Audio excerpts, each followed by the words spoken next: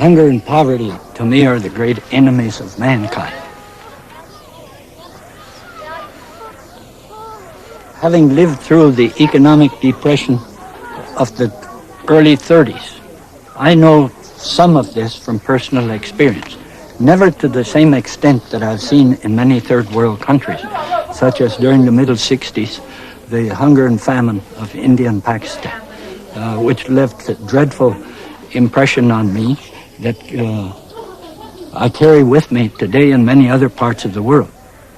The whole world has been shocked by recent famines, but outrage has often given way to feelings of hopelessness about the enormity of the problem.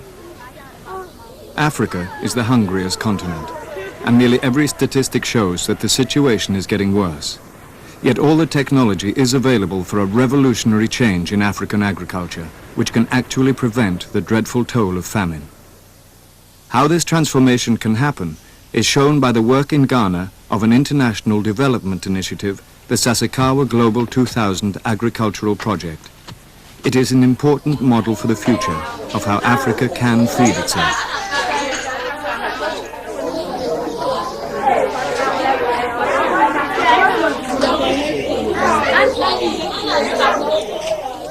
The commitment of the Sasakawa Global 2000 project is to the small subsistence farmers of Ghana and to the conviction that putting the results of agricultural research into the hands of these farmers can revolutionize food production in Africa. Al-Hassan Youssef leaves for work with his sons from Busa, a small village near Wa in Upper West Ghana.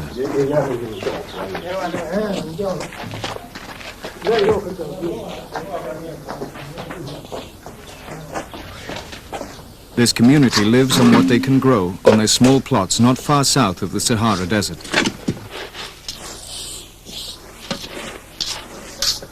Staying alive has been a constant struggle against all the uncertainties of Ghanaian agriculture, like drought and poor soils.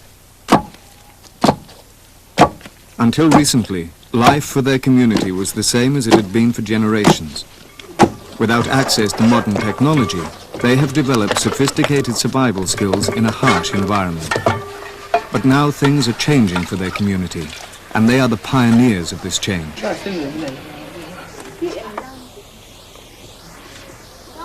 Norman Borlaug in Adoye, a village in central Ghana. He has spent a lifetime using new technology to combat food shortages, and in 1970 he won the Nobel Peace Prize for introducing high-yielding wheat varieties to small-scale farmers. He inspired a process which came to be known as the Green Revolution, which has dramatically increased agricultural yields in many other parts of the world.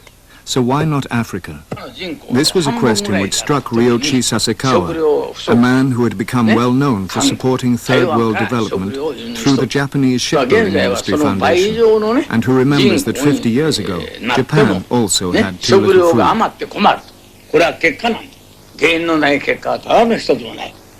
それは品種の改良、ね、土壌の改良、肥料ね、そういうものが研究の結果増えたんだから。それだからそれをね、日本だけがよくってならない。ね、特に、アフリカの皆さん方が今ね、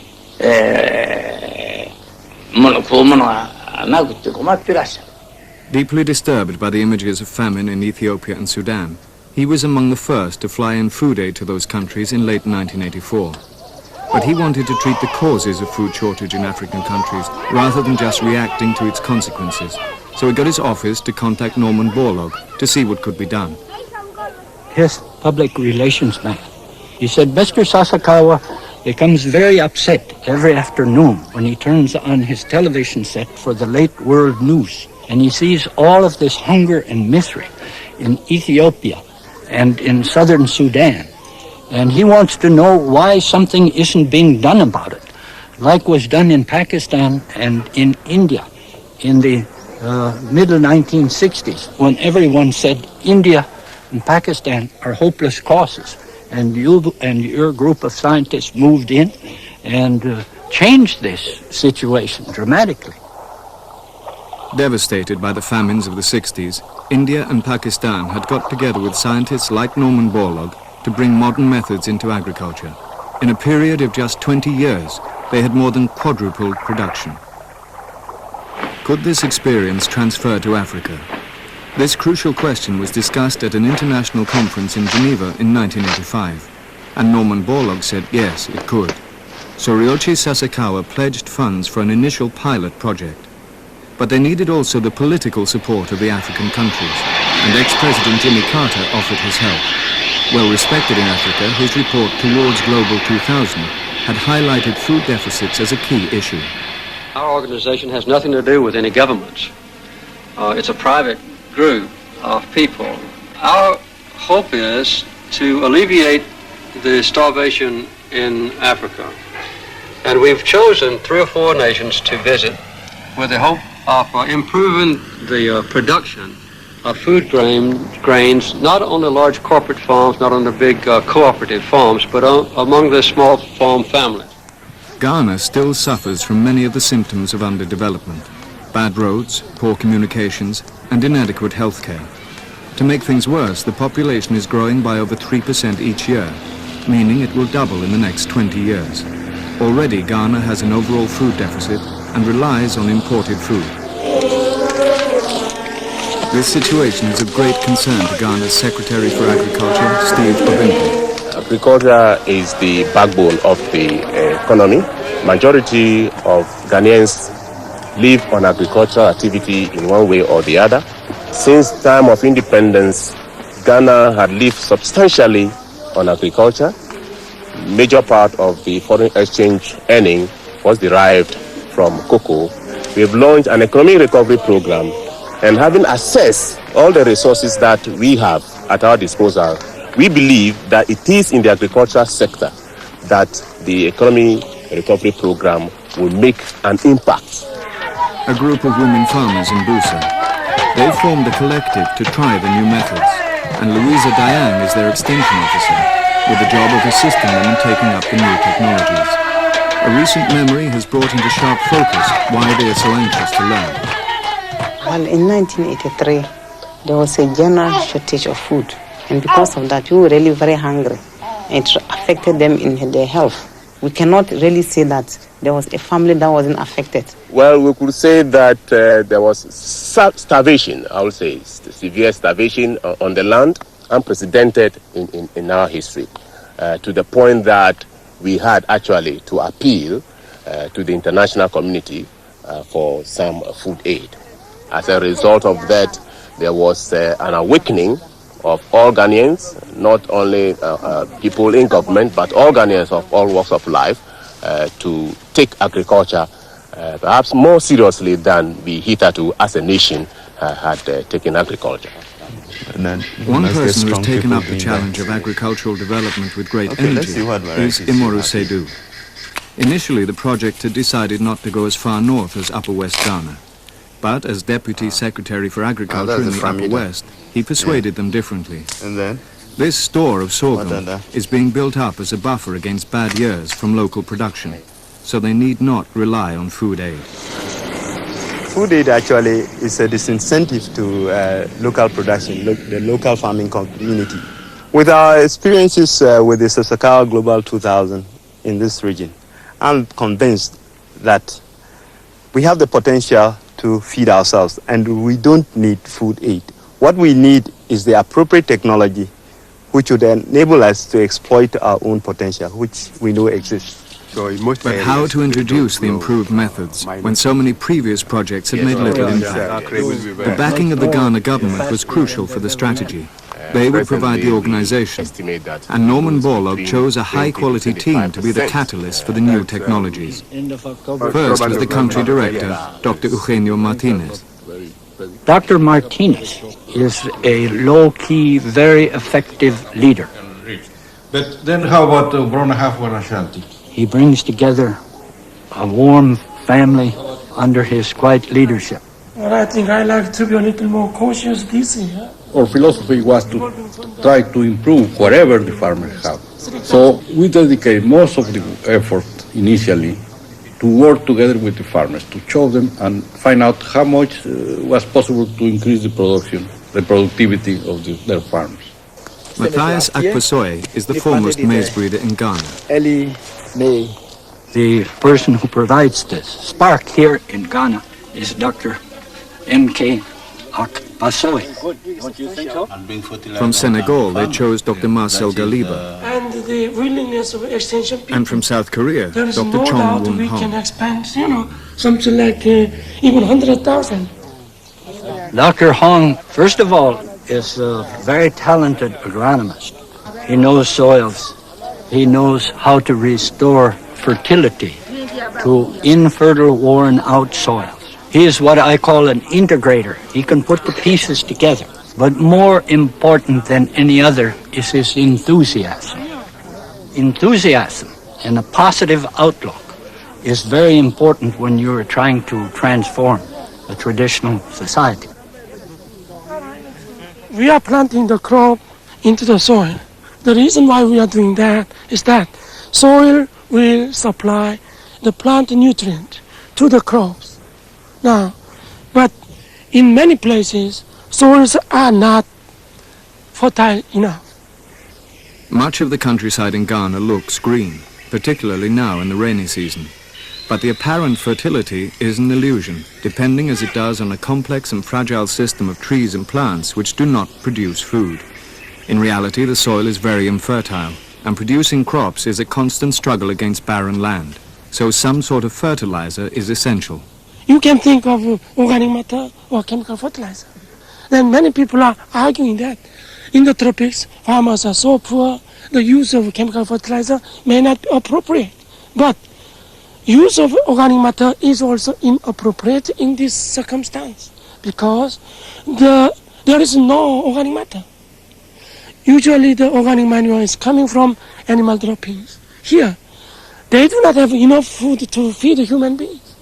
How can they feed the animals? Even if organic manure were available, to provide as much nitrogen as a single bag of fertilizer like this, you would need about 30 bags of animal manure.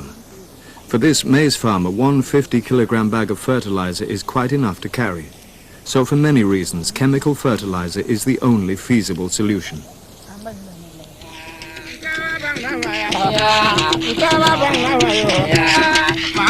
What have been the underlying reasons for the project's success? One of the first principles was to concentrate on the smaller farmers like these in the maize-growing area of Damango. The main difference with other projects in the past has been that ours is very simple. We intend to do it simple so the farmers and everybody will understand the principle of it. Another key factor was the introduction of new high-yielding seed varieties with the ability to maximize the benefit of fertilizer application. These varieties have been bred to meet local conditions by the Crops Research Institute in Kumasi. Another principle is that the technology should be tested out on the farmer's own fields on a large enough scale to realize appreciable economic benefits. They ask farmers to divide their fields into two halves and to use traditional methods on one half and the new methods on the other. These two plots were planted with the same seed just 1 day apart. They call these plots production test plots, or PTPs. Azuma Kunda has worked her farm as a PTP for the first time this year.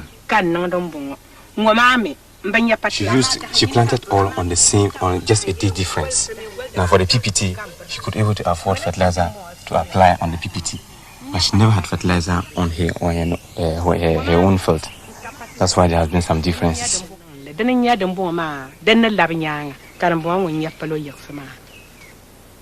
This astonishing yield response to fertilizer is one of the reasons for the project's success. Azuma can expect to get 3 or 4 times as much yield on her PTP than on her traditional plot, so she can expect significant profits after harvest. It's a far cry from the small test plots, just a few meters square, with which most scientists try to convince farmers to change their methods. Global 2000 method really has proved to us to be better yield-wise as against the traditional one. From a test or experiment we've carried out as farmers, we realized that the traditional method really does not give a very good result as against the Global 2000. The new methods mean that farmers get on average 2.5 times the yield in maize and 3.5 in sorghum. Even after discounting the costs of the fertilizer and other inputs, they double their profits in maize and triple their profits in sorghum. With these sort of improvements, it's not surprising that actor Zakaria is so enthusiastic, along with other project pioneers like Al-Hassan Youssef, J.N. Bana, and Al-Hassan Samsadin. In Ghana, they started with a small number of test plots in 1986, 20 in the northern region and 20 in Upper West. Just 40 plots in the whole of Ghana. In 1987, they had expanded to 1,600. And by 1988, there were nearly 20,000. For 1989, tens of thousands of farmers applied to take part. It's becoming hard to cope with the demand. But how can a team of just 4 scientists create this sort of change on this sort of scale? The answer is that they can't. They have been the catalyst for change. The people who have created the change are the farmers themselves and Ghana's Extension Service, through the contribution of Extension officers like Osman Abdullahi. Farmers such as Azuma Kunda are in constant need of technical advice, and Ghana's Department of Extension is designed to introduce new ideas and new technologies at the grassroots level. Their success explains why the ideas have been taken up with such amazing speed.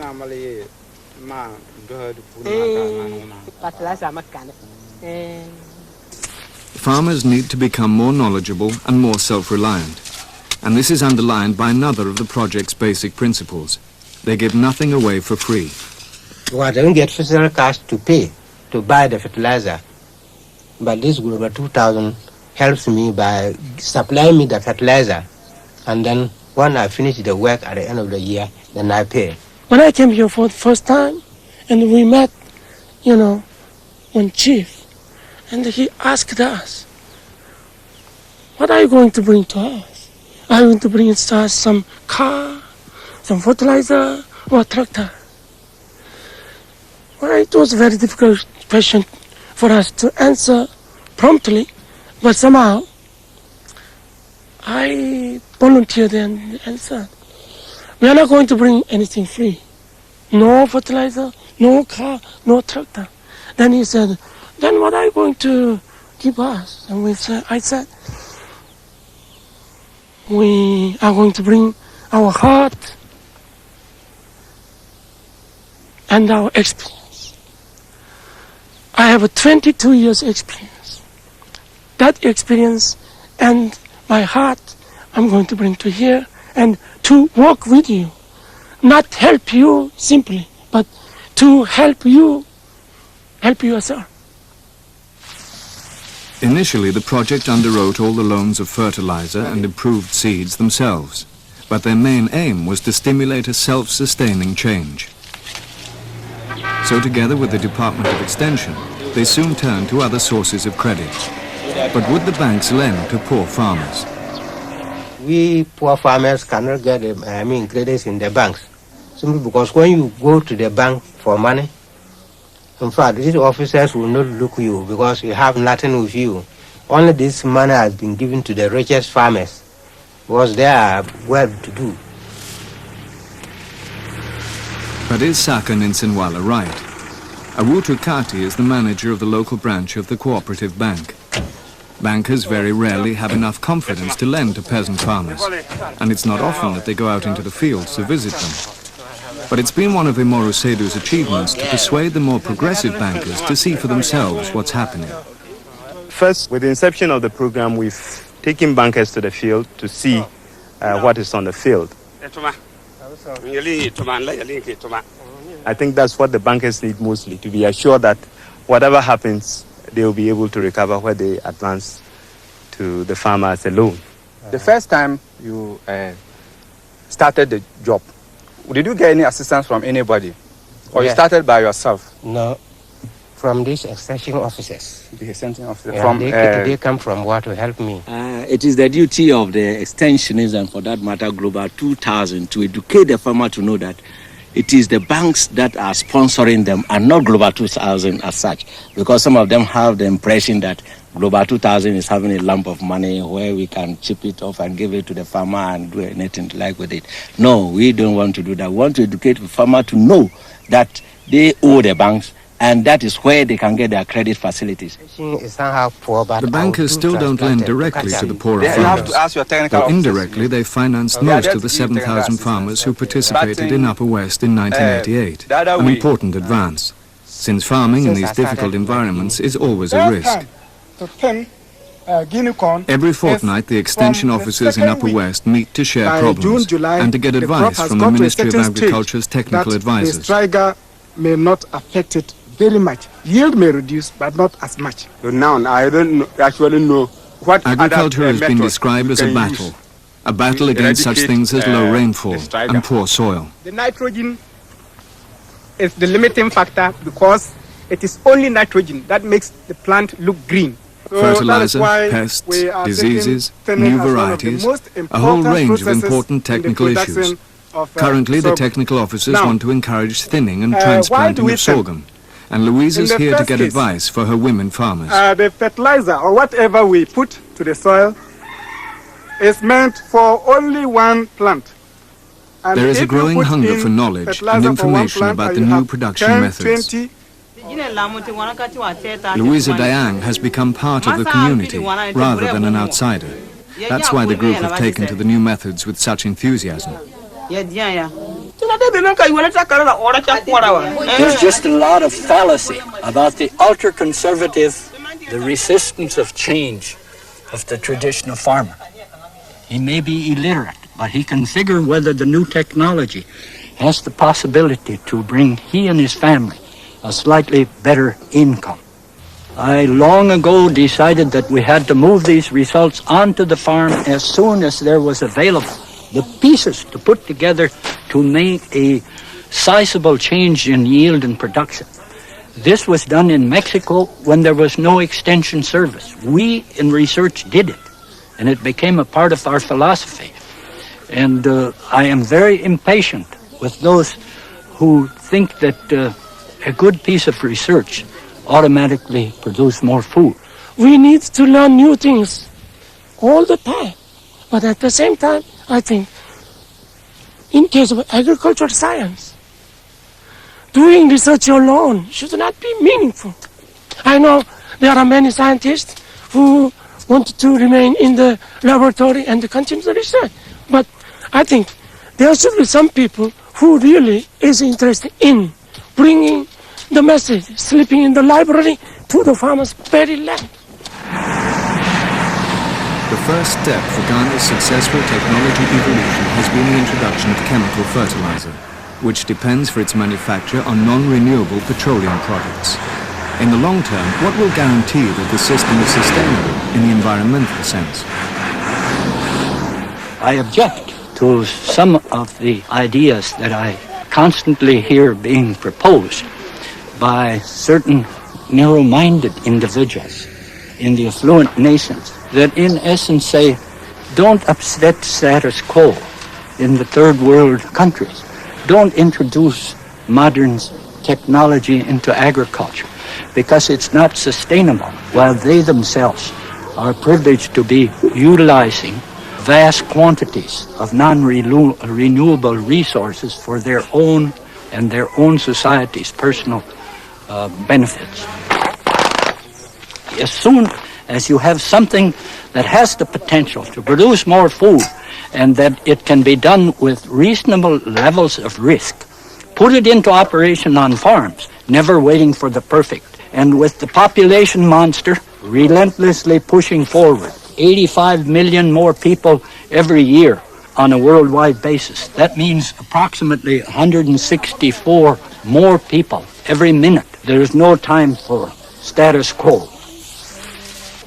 And for the future, Ghana is investing in the education of its children. It's the children who will suffer if today's policies are wrong.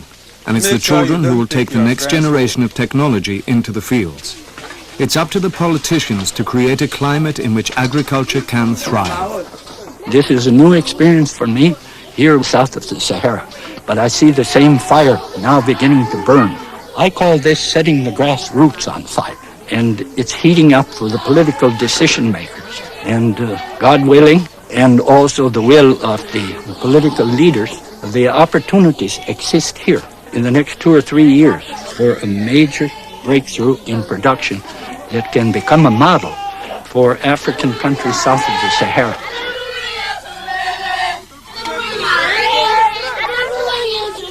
I personally cannot live comfortably in the midst of abject poverty and hunger and human misery.